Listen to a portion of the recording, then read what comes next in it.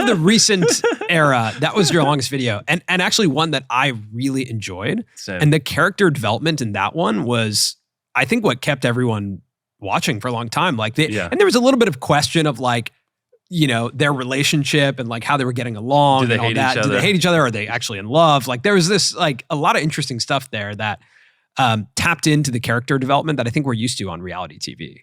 So on that one, you know, if I would have done that video 18 months ago, you know, instead of being, I think that was 27 minutes, it probably would have been 12. You know, it's crazy. If I made content like this 4 or 5 years ago, instead of like what people would call the beastification of YouTube or whatever, I think the videos would have done better.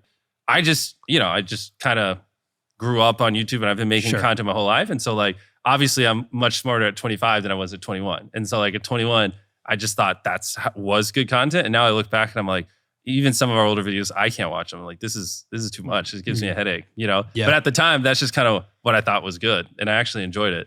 Yeah. It's just, if someone gets into making content at a young age, you kind of get to see the progression of everything they do on YouTube. Mm-hmm. And so I just find that pretty fascinating, if that makes sense. And now people will get to see it on Amazon, which is kind of interesting in a totally new setting. Like that's a completely different storytelling challenge. I know. I'm so excited. And when it comes to the show, that show's going to crush. When it comes to the show, I need caffeine.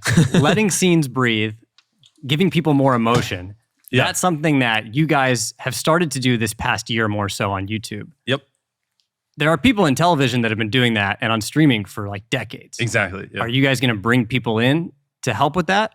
Or how are you guys going to look at ushering that type of storytelling in? Yeah. Well, these episodes on the Amazon show are massive. I mean, we're already hired like 80, 90 people to help with it, and we're gonna need way more. So I'm bringing a lot of people in, but no, it's gonna be more in how we do our things the YouTube way. We're not gonna take what we do and just completely change it all and just, you know, adapt to how the status quo is. It's gonna be kind of a hybrid, because obviously there are things that, you know, game shows do well, but there are other things they don't. Like, one thing I don't really like is like when there's a lot of action happening and they just cut to someone in a takeaway room, clearly filmed after and talking about it. Like, preferably, we haven't filmed it yet, but ideally we'd be able to get those kind of emotions and thoughts in the midst of the challenge, right? Which takes a lot of forethought and a lot of skill, because, you know, these aren't scripted. And so like, if you miss the shot, well, then you have to go back and get it. So it's like one take, either you get it or you don't. And that's just like one of 100 examples of ways I want to innovate and adapt, because like, I know why they don't do it, because it's very hard, right?